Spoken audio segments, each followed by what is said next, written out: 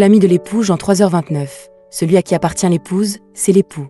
Mais l'ami de l'époux, qui se tient là et qui l'écoute, éprouve une grande joie à entendre la voix de l'époux.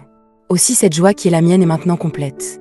Les hommes, que l'on dit souvent plus vulnérables aux stimulations visuelles, peuvent parfois avoir du mal à détourner leur regard lorsqu'ils rencontrent une personne attirante, même s'ils ont déjà leur propre compagne.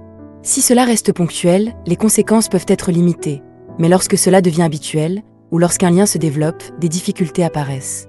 Spirituellement, il peut exister un mécanisme comparable. Si nous regardons le peuple d'Israël dans l'Ancien Testament, il avait pourtant juré de servir Dieu seul comme unique Seigneur. Mais en voyant les idoles séduisantes des nations voisines, le peuple s'est laissé attirer. Sans abandonner complètement Dieu, il a voulu servir en même temps les divinités censées apporter prospérité et abondance. L'Écriture appelle cela un adultère. Bien entendu, il s'agit ici d'un adultère spirituel. Non pas le rejet explicite de Dieu, mais la tentative de servir Dieu tout en cherchant ailleurs ce que seul Dieu peut donner. Aujourd'hui encore, ce piège demeure. Mais le danger n'est plus nécessairement de se tourner vers les dieux d'autres religions.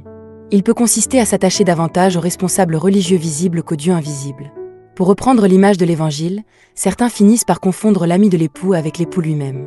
Quelle étrange inversion. Pourtant cette réalité spirituelle existe parfois.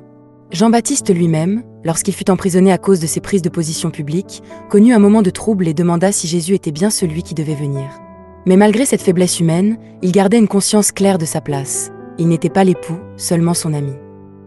Sa joie n'était pas d'attirer les regards sur lui-même. Sa joie était d'entendre la voix de l'époux. Aujourd'hui, les responsables chrétiens disposent de la lumière de la révélation du Nouveau Testament et savent que Jésus n'est pas seulement le Messie mais le Fils de Dieu. Cette connaissance est une grâce reçue. Mais ce privilège comporte aussi un risque, celui de devenir un obstacle au lieu d'être un témoin. Au lieu de conduire les croyants vers une communion vivante avec le Christ invisible, certains peuvent être tentés d'occuper eux-mêmes le centre. C'est dans ce sens qu'il faut entendre cet avertissement sévère de Jésus. Malheur à vous, scribes et pharisiens hypocrites. Vous fermez aux hommes le royaume des cieux, vous n'y entrez pas vous-même, et vous n'y laissez pas entrer ceux qui veulent entrer. Matthieu 23h13. Je sais qu'une telle méditation est, pour moi qui suis pasteur, une forme d'examen de conscience. C'est une critique qui commence par moi-même. Mais qu'elle ne soit pas une critique pour condamner, qu'elle soit une critique pour être transformée. Que je demeure d'abord moi-même en Jésus-Christ. Que je franchisse la porte du royaume.